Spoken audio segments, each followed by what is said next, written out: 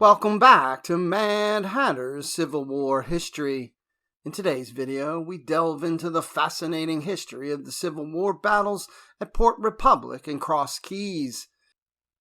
These two pivotal battles, fought on June 8th and June 9th, 1862, respectively, were crucial components of Confederate General Thomas J. Stonewall Jackson's Valley Campaign. The Battle of Cross Keys took place in Rockingham County, Virginia, where Jackson's forces successfully repelled Union General John C. Frémont's troops. The very next day, the Battle of Port Republic saw Jackson's men driving Union General James Shields' forces from the field. These back-to-back victories were instrumental in securing the Shenandoah Valley for the Confederacy. For the Confederates, the victory at Cross Keys and Port Republic allowed Jackson to reinforce General Robert E. Lee's army, contributing to the Confederate successes in the 7 days battles around Richmond, Virginia. On the other hand, the Union armies were forced to retreat, which delayed their plans and weakened their position in the early part of the war. Join us as we explore the strategies, key moments, and lasting impacts of these two interconnected battles that shaped the course of the American Civil War.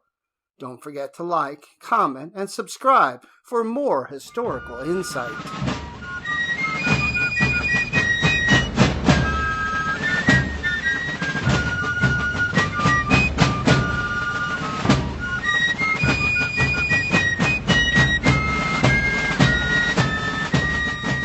Regiment of Yankees, which was largely composed of German immigrants, advanced through a field of clover in the Shenandoah Valley in search of the rebel line to its front on June 8, 1862.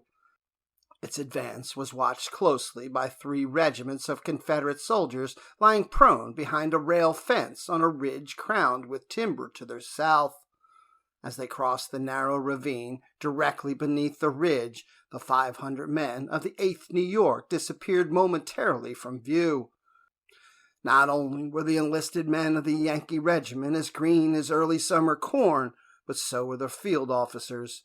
The officers had failed to throw forward any line of skirmishers and mistook the handful of rebel skirmishers that fell back in front of them as a few isolated retreating foe.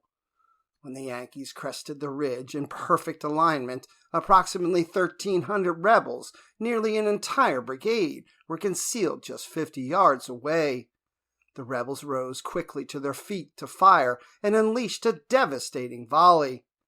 The tremendous crash of musketry felled scores of rebels in seconds. Even the rebels were shocked by the lopsided bloodshed. The dead and wounded Yankees were lying on the field as thick as black birds, wrote Sidney Richardson of the 21st Georgia.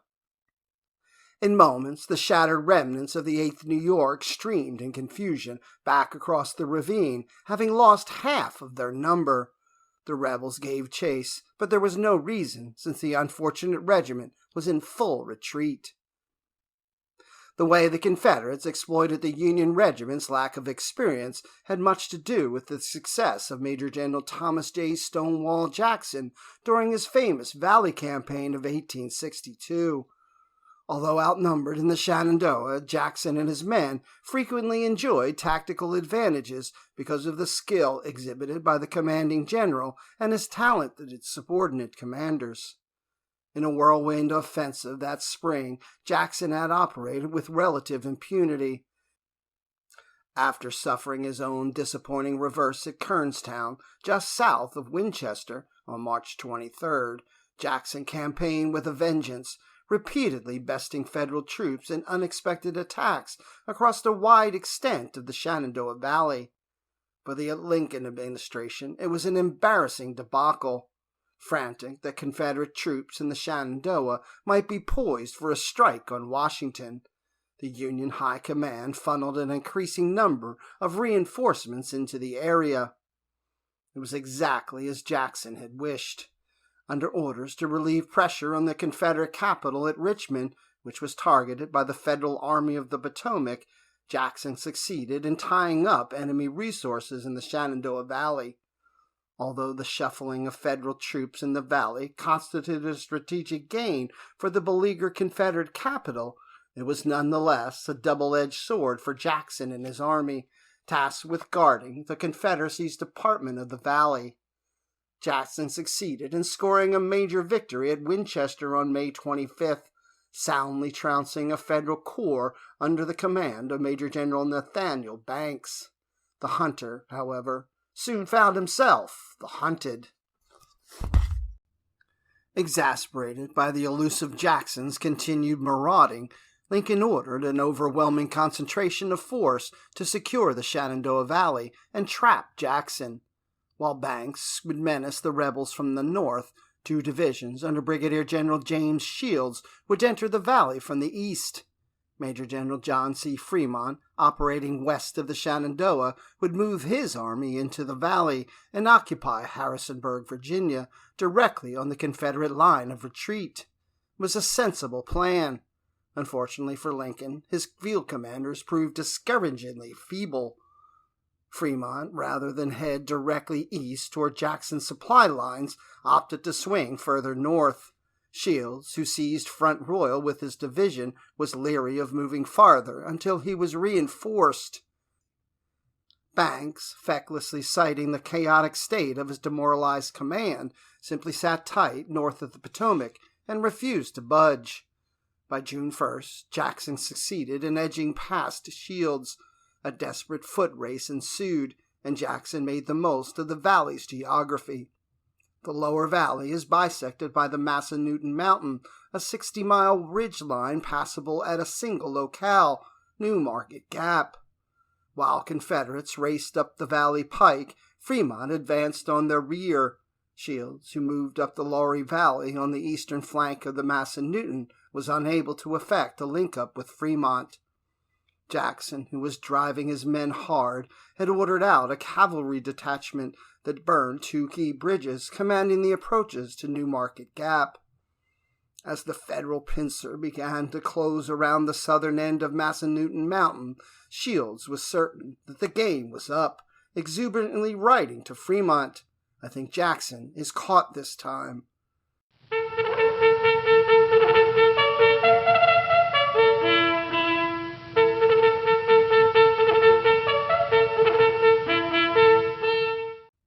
Jackson entertained other ideas. By June 6th, he had established his headquarters at the hamlet of Port Republic. The village sat on the confluence of the South River and the North River, which joined to form the South Fork of the Shenandoah. By controlling the bridges and fords at the vital confluence, Jackson could continue to deny direct cooperation between Frémont and Shields. To block Frémont's advance, Stonewall posted a division under Major General Richard Ewell 5 miles north at Cross Keys Tavern. Confederate horsemen operating near Harrisonburg sparred with Frémont's vanguard, and Jackson's charismatic cavalry chief, Brigadier General Turner Ashby, was killed. Despite the spirited skirmish, Jackson was beginning to believe that opportunities for offensive action had disappeared. "At present," he reported, "I do not see that I can do much more than rest my command." 2 days later, such a conclusion proved erroneous. The pious Jackson looked forward to Sunday, June 8th, as a quiet opportunity for divine worship. Confederate cavalry, however, in a good bit of disarray in the wake of Ashby's death, failed to give timely warning that Yankee cavalry was riding hard for Port Republic. Ironically, the 150 troopers were from the Unionist 1st Virginia Cavalry. At about 8:30 a.m., the Federals splashed across the South River into Port Republic, which was held by just 3 companies. The bulk of Jackson's army was camped across the North River. Stonewall, who spent the night in town with his staff, had just a few moments' notice of the impending raid. While the Federals thundered through the streets, rounding up prisoners, Jackson barely escaped over the North River Bridge. The raiders made for the Army supply wagon south of town, but ran into an ambush orchestrated by a doughty company commander, Captain Samuel Moore. Jackson rallied his infantry across the river, and when Confederate troops swarmed over the bridge, the horsemen fled the village in a good bit of confusion. For a chagrined Jackson, it had been an inauspicious morning. While Jackson solidified his group on Port Republic, the situation west of town presented potential disaster. At daybreak, Frémont had his army on the move from Harrisonburg and embarked on a collision course with Ewell's division at Cross Keys.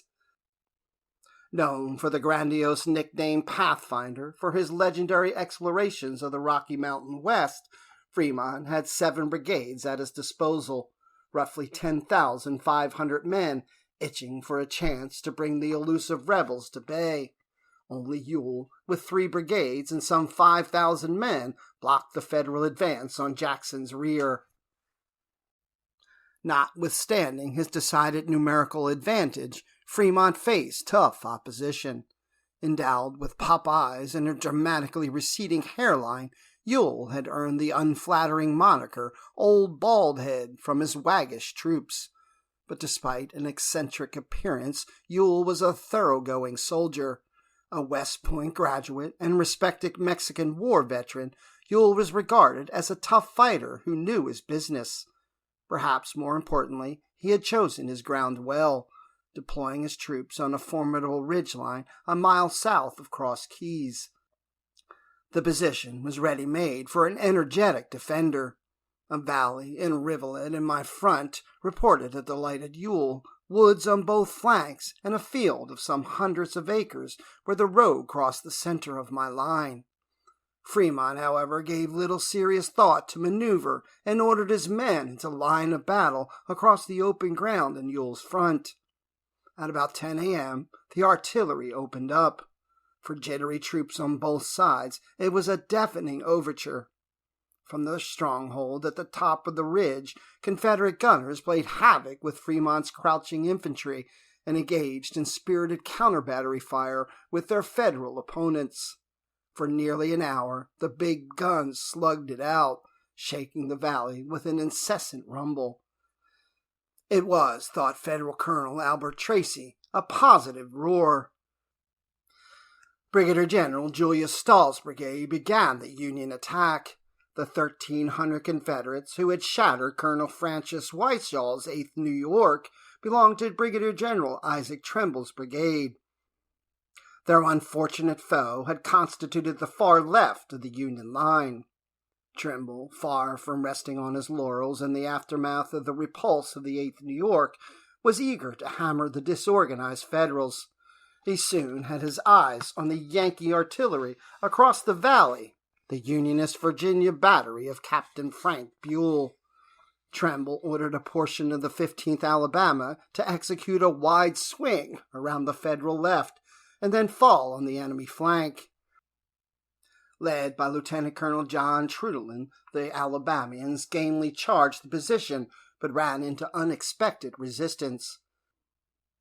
In addition to Buell's guns, the hill was held by elements of the 27th Pennsylvania and a crack outfit of Pennsylvania riflemen, the Bucktails, who stubbornly contested the ground. After a bloody exchange of gunfire, Trudelin was forced to pull his men back to regroup. The Pennsylvanians, however, were soon assailed by Trimble's other 2 regiments. The 16th Mississippi drove into the center of the hill and suffered heavily from enfilading musketry emanating from the 27th Pennsylvania. The Mississippians' commander, Colonel Carnot Posey, was badly wounded and carried to the rear. The stalemate was broken by the 21st Georgia, who crashed into the Pennsylvanians and unhinged the Federal position. Union troops fled to the rear in some disorder, but had given a good accounting of themselves. Their bravery, thought Brigadier General Robert Milroy, was evident by the number of dead rebels strewn on the hillside. Trimble's blood was clearly up, and he was eager to maintain his momentum by keeping up pressure on the enemy. His next target was another Federal line stretched across 2 hillocks near the homestead of Farmer George Evers. The position was a stout one, occupied by the Federal brigade of Brigadier General Henry Bolin, who commanded 4 regiments of New York and Pennsylvania volunteers. Bolin's brigade stood in support of 2 New York batteries commanded by Captains Lewis Shermer and Michael Weidrich. the Confederates would face a tough fight at the Evers Farm.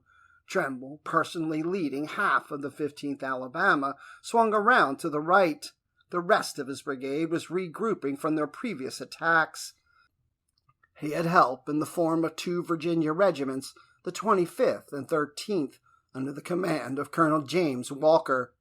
Coming in on Tremble's right, the Virginians were subject to punishing fire. Musketry swept their ranks, and Weidrick's artillery switched to canister. Stalled, but by no means willing to give up the fight, Walker took up positions behind a rail fence and traded fire with the Federals on the hill.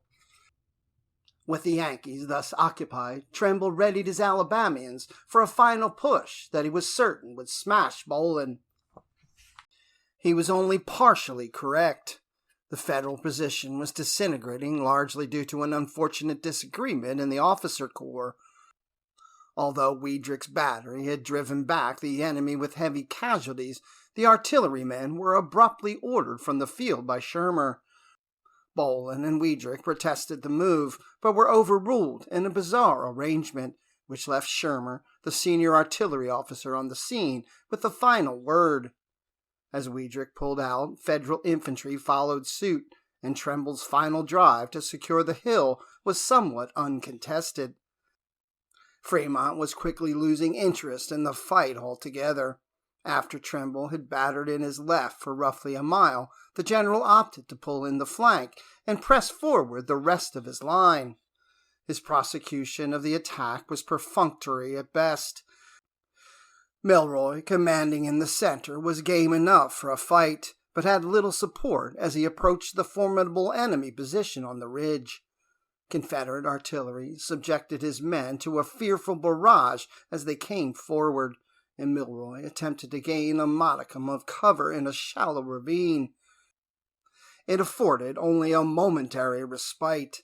As soon as Milroy's troops approached a second ravine, recalled the general, we discovered it was full of rebels lying behind a fence in the tall grass, almost wholly concealed from view. The result of the surprise were predictable. Milroy's lead troops were shot down, and the demoralized Federals, firing blindly at an enemy they could not see, became hopelessly stalled. Milroy angled toward his right front, but fared no better in further attempts. He again ran into woods full of rebels. A deadly fire came out of it, wrote a dismayed Milroy, and my boys were dropped by it rapidly. The expected support to his right, Brigadier General Robert C. Shannock's outfit, was a virtual no-show that left Milroy's troops to bear the brunt of the Confederate attack. Shannock led a ponderous brigade of 5 Ohio regiments backed up by 2 batteries, but the politician-turned-general had only the vaguest notion of how to use them. Colonel Albert Tracy of Frémont's staff disgustedly reported that while Milroy's brigade was being chewed up, Shannock made a lukewarm approach on the Confederate right, which he merely brushed with emphasis. With that, the Federal offensive across Keys, such as it was, fizzled out in anticlimax. Alarmed that his troops had faced a real fight from an enemy half their strength, Frémont was content to pull back and assume the defensive. Ewell characteristically moved forward and occupied the surrendered ground. In thinly veiled contempt for his opponent's tactical bumbling, old Baldhead caustically observed that he felt all day as though he were again fighting the feeble, semi-civilized armies of Mexico.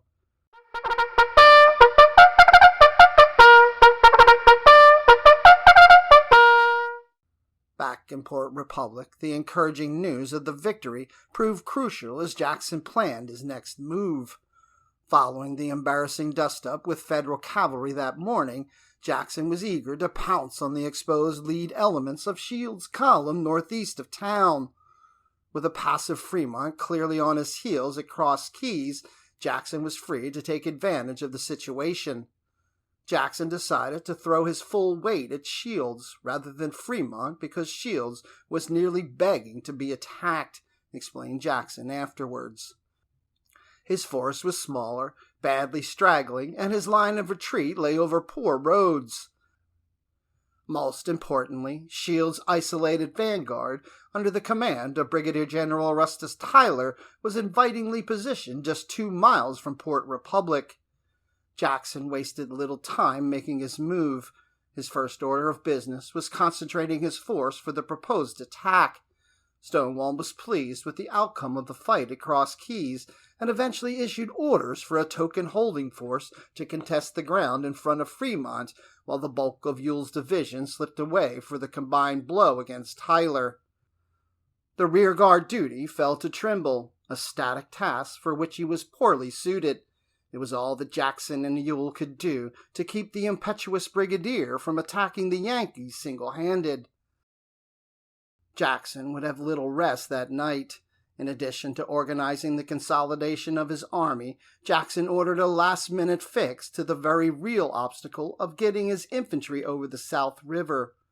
An engineering outfit undertook the construction of a makeshift bridge, but had little time for such a daunting task. The crew wrestled 6 wagons into the river and filled them with stones to serve as makeshift piers. The wagon beds were finally spanned by lumber hastily scrounged from a local sawmill, but the pioneers ran short of planks. After a few hours of back-breaking labor, the bridge was complete. The bridge was serviceable, but far less sturdy than desired. Confederate troops, who had no idea what Stonewall had in store for them, were on the move before daybreak. At Cross Keys, the men of the 13th Virginia, who had not eaten all day on June 8th, began cooking a belated meal at 3 a.m. They would be sorely disappointed again. "Boys, I am sorry for you," Ewell announced, "but you'll have to put your utensils back, as we have to march at once." Senior officers were equally in the dark. Brigadier General Charles Widener was awakened at 3:45 a.m. with orders from Jackson that clearly meant a fight was in the offing. Widener was to have his brigade in Port Republic within the hour.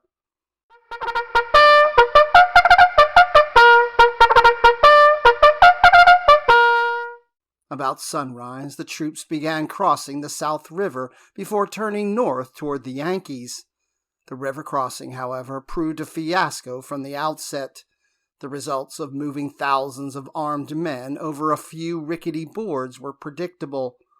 While artillery batteries forded the river, infantry moving over the improvised footbridge found that the crossing quickly degenerated to a precarious trapeze act.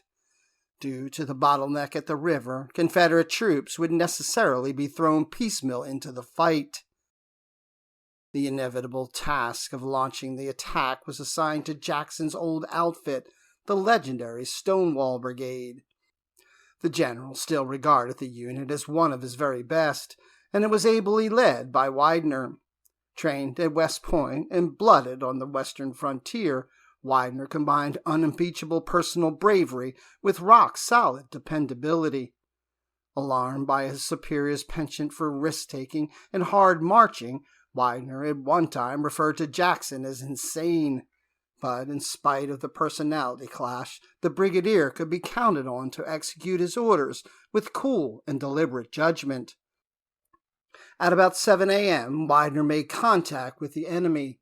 A skirmish line drawn from Colonel James W. Allen's 2nd Virginia quickly brushed aside a thin screen of Federal pickets.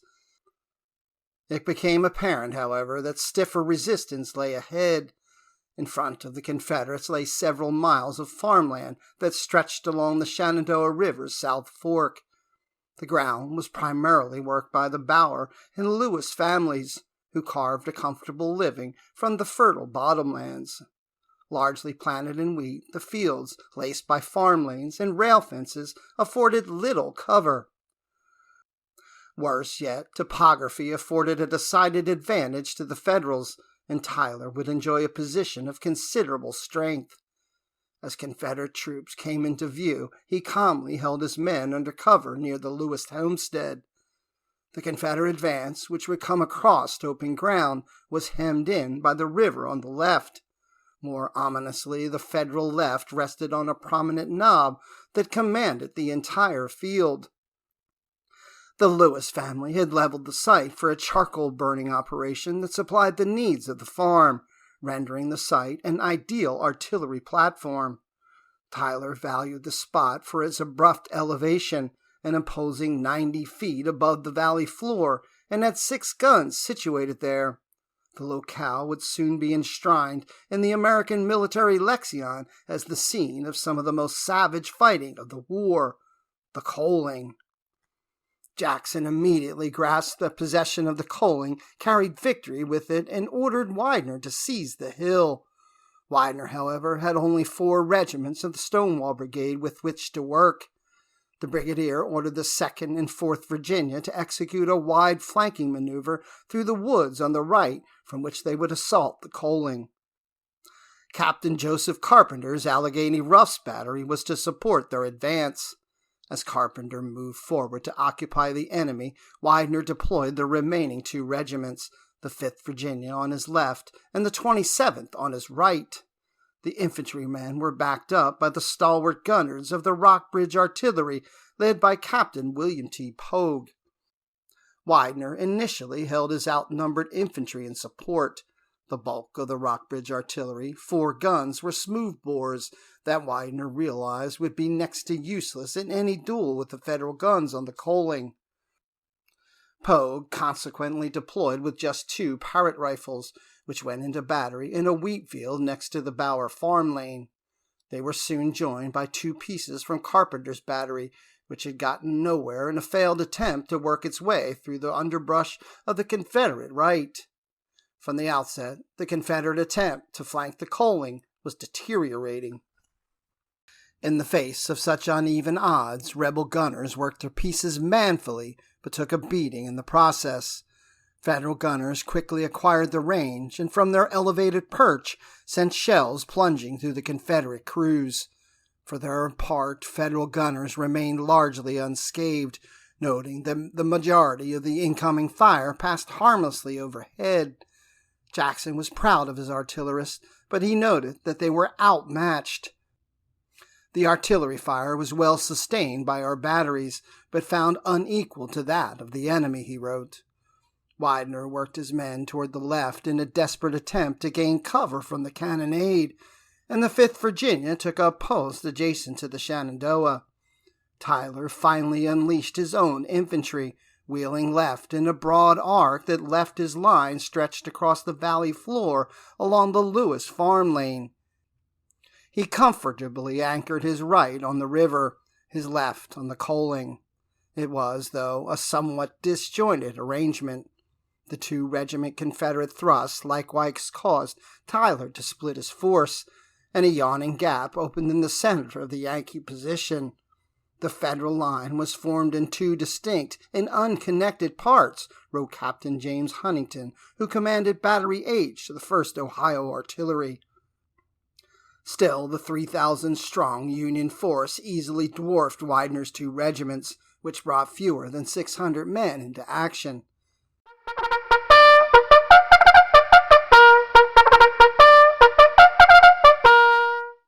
It was a horribly mismatched affair. Widener's men advanced under fire and held on as best they could, but as the valley floor erupted with sheets of musketry, it likewise became apparent that Federal artillery fire from the right showed no signs of letting up. Much to Widener's dismay, the planned flank attack of the 2nd and 4th Virginia regiments against the coaling ended in an anticlimactic flop. The 2 regiments had reached a ravine in front of the hill, exchanged a few volleys with its defenders, and summarily fell back. For Widener's beleaguered infantry, the full force of Tyler's line was simply more than it could bear, and the general pulled back to a safer distance. As Widener regrouped along the Bower Lane, reinforcements arrived on the field. It was Brigadier General Richard Taylor's Louisiana Brigade, a hard-fighting outfit that was one of Jackson's best brigades. Although attached to Ewell's division, the Louisianians had missed the action at Cross Keys and were itching for a fight. The Pelican Staters were a colorful lot. The 4-regiment brigade included the Louisiana Tigers, a motley set of New Orleans street toughs who were poorly disciplined but fierce brawlers. The unit was led by Major Robideau Wheat, a barrel-chested Army veteran, soldier of fortune, and a no-nonsense combat officer. For Jackson, their timely arrival on the field was nothing short of providential, and he immediately directed Taylor to send one of his regiments up in support of Widener and lead the bulk of his brigade to the vortex of the fighting. The Louisianians would assault the Coiming. Widener's men were glad to have help. Under the pressure of a Federal counterthrust, the rebels were holding on as best they could at the Bower Lane. Widener strengthened the center of his line with Colonel Harry Hayes's 7th Louisiana and rushed forward a battery of horse artillery under the command of Captain R. Preston Chew. As the guns rolled into action, they entered a maelstrom. Enemy fire swept the field, which recalled artillerist George Neese was covered with limping, bleeding, and groaning men. Widener's hard-pressed troops were nearly frantic for assistance amid the storm. "Hurry up," they shouted to the gunners. "They are cutting us all to pieces." With his line stabilized, Widener faced a crucial decision. Even after strengthening his line, the position, subject as it was to a terrible plunging fire from enemy artillery, was a treacherous one. With the Louisiana Brigade on the move for the Coiming, Widener felt compelled to make the most unenviable of tactical judgments by launching his men directly into the Federals. The counterattack was a desperate attempt to distract attention from Taylor's Louisianians, on whose fortunes the fate of the battle obviously rested. "The Confederates went forward gamely enough," recalled an admiring Widener, "in a gallant style, with a cheer." Widener's forlorn counterattack was a grim sacrifice. The Confederates braved a firestorm and suffered horrendous casualties. Guns on the Coiming, thought 7th Louisiana Captain Daniel Wilson, poured streams of shot and shell, mowing down our men like grass. The earth seemed covered with the dead and wounded. Union musketry added to the bloodshed, and the 3 assaulting regiments were badly mauled. Their Federal opponents fared little better. The 7th Indiana, on Tyler's right, suffered especially heavy losses as it fought it out with the 5th Virginia. Colonel James Gavin stalked up and down his line of Hoosiers, bellowing orders and waving his sword overhead. The common soldier died without such heroics. Despite taking a toll on their northern opponents, the rebels were forced to fall back, and Widener's scratch brigade rallied behind a rail fence. Sensing victory, Federal infantry lunged forward in a counterattack. As the Northerners sprinted headlong across the wheat fields, the Confederates broke for the rear. Backwoods hunters from the 7th Indiana worked around the left flank of the 5th Virginia and unleashed a galling enfilading fire. Gavin shouted simple orders to his Hoosiers: "Load, charge, and at them!" It was more than the outnumbered Confederates could bear. The enemy pressed his men so hard, reported Widener, that it was impossible to rally them. Just when all appeared lost, Widener caught a glimpse of 2 Confederate regiments lying prone well to the front. It was Ewell, fresh on the field after a march from Cross Keys and eager to strike a blow. He had arrived at the head of 2 regiments, the 44th and 58th Virginia, after swinging through the woods to the right and turning back toward the valley until he was facing the left rear of the charging Federals. He immediately knew what had to be done. Leading a headlong charge into the open, Ewell burst into the Federal rear, delivering a volley at close range, and stalled the Federal advance. But Ewell's Virginians, who had exposed their own flank by moving forward, paid a dreadful toll for their effort. Federal guns on the Coiming sent shells crashing through their ranks, and the rebels fell back to the cover of the woods. Despite a continued trickle of Confederate reinforcements, morale flagged after Widener had been so roughly handled. Only the capture of the Federal artillery on the Coiming could save Jackson from a crushing defeat. Right on cue, Taylor's brigade arrived at the ravine in front of the Coiming just as his troops in the valley were on the verge of collapse. The Louisianians were considerably winded after thrashing through tangled underbrush on their circuitous march toward the Federal right, and found that they had missed their mark. Far from coming in on the Coiming's flank, they were facing the muzzles of enemy artillery head-on. With little time to waste, Taylor immediately ordered his entire brigade, approximately 1,700 strong, to the attack. "Forward! Charge the battery and take it!" he shouted. In an instant, the brigade rushed into the ravine and clawed its way up onto the other side, yelling, thought Nice, like mad demons. Startled Federal gunners on the hill frantically redirected their aim into the ravine and let loose with canister. The Louisianians took a fearful beating, but could not be stopped. Without pausing to regroup, bayonet-wielding Confederates rushed into the battery, thrusting, clubbing, and cursing with wild abandon. Union artillerists defending their guns with admirable tenacity, but were overwhelmed in hellish hand-to-hand fighting. Apprehensive that a Federal counterattack could withdraw the 6 captured guns, Confederate troops began slaughtering the battery's horses. Such fears were not misplaced. Taylor was able to hastily scrape together 3 Ohio regiments, the 5th, 7th, and 66th, who were thrown at the Coiming. The Buckeyes came on, recalled Taylor, in a determined and well-conducted advance, and then pitched into the rebels in a brutal close-quarters fight. Considerably disorganized after the chaotic charge, Taylor's Louisianians fell back in front of the Union wave. Horrendous seesaw fighting ensued. Confederates fired on the position while they regrouped and then once again scrambled back up the hill into the midst of the Yankee defenders. The Federals fell back, rallied, and charged again, seizing the summit amid nightmarish fighting that participants would never forget. Men beat each other's brains out, recalled an anonymous Louisianan. Those who go down to die think only of revenge, and they clutch the nearest foe with a grasp which renders death stronger. Once again, Ewell showed impeccable timing. Coming up at the head of the desperately needed reinforcements, the general threw his weight into the fight. In the midst of savage yelling, the Confederates rallied for a final attempt. Swarming up the hill and into the battery, rebel troops at last shattered enemy resistance in an impetuous and bloody attack. Federal troops fled the position and succeeded in drawing off just 1 gun. The scene of the bitter struggle resembled a charnel house. The hillside was littered with dead Confederates, and the summit was heaped with the dead and wounded of both sides, strewn about the guns. In moments, the fortunes of the battle had shifted irrevocably.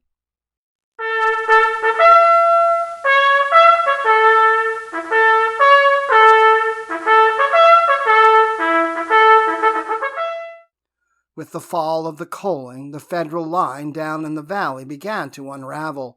Tyler issued orders for a general withdrawal, and although some of his troops put up a running fight, the retreat eventually degenerated into a chaotic rout. Sensing that total victory was within grasp, Jackson rode to the front and ordered his entire line forward. "The rebels threw the rear of our column in great disorder," recalled Federal Colonel Samuel Carroll. "It was a miraculous and sudden turn of events." Confederate troops, who had been taking a grim beating all day, rushed forward on the heels of the retreating Federals, and Jackson hurriedly sent up reinforcements that were arriving on the field. With the Yankees on the run, an exuberant Jackson was clearly in his element. "He who cannot see the hand of God in this is blind, sir, blind," Jackson said to Ewell. For Tyler, it was an utter disaster. Confederates pursued his demoralized troops for miles, snatching up stragglers by the dozen. After the battle had ended in catastrophe and his presence on the scene was nearly pointless, Frémont at last stumbled his way onto the hills overlooking the battlefield. His approach had been quite leisurely. Rather than threatening Jackson's rear, the Pathfinder had simply inched his way forward. By the time he had arrived at Port Republic, Frémont was naturally stranded on the north side of the river. Confederate troops, who had ample time to get out of his way, had burned the North River Bridge. The Pathfinder then made one of the most pathetically impotent gestures of the war. Unlimbering his artillery on the heights overlooking the river, Frémont commenced shelling the battlefield, where ambulance crews, as well as the wounded of both sides, desperately scrambled for cover. For his part, Jackson had no further desire to meddle with either Frémont or Shields, both of whom had been largely emasculated during the fighting of the previous 2 days. By the following morning, Jackson's troops had drawn off and were safely tucked away in the upper reaches of Brown's Gap in the Blue Ridge. After their lackluster performances, both Federal commanders received orders to fall back. Major General Irvin McDowell explained that Shields' troops were needed for the campaign against Richmond, and it was not considered expedient to continue the chase. Exactly whom had been chasing who during the Valley Campaign was likely an inscrutable mystery to the Lincoln administration.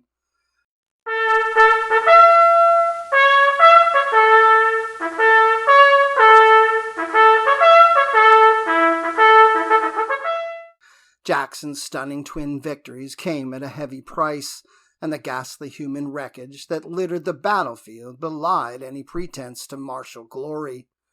Confederate losses for the 2 days amounted to roughly 1,200 overall, including 239 killed.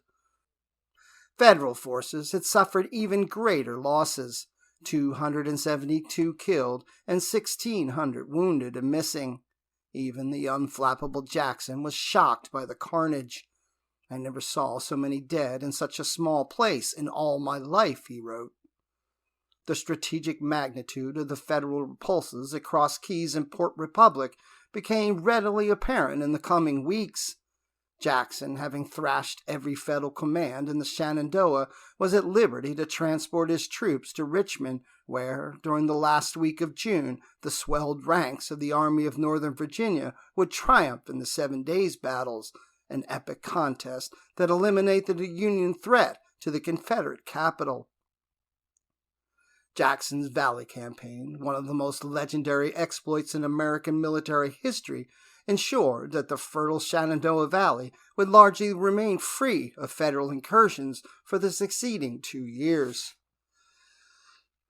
Lionized as a military genius in the Southern press, Jackson was ensured a place in the pantheon of Confederate legends.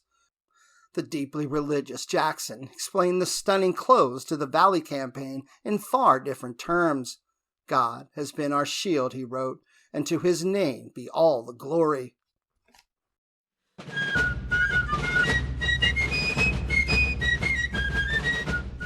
Thanks for watching this episode of Mad Hatter's Civil War History. Like, follow, and click the bell for notifications to ensure you see all of the latest content. As always, let me know if there's any other important events of the American Civil War you would like me to address.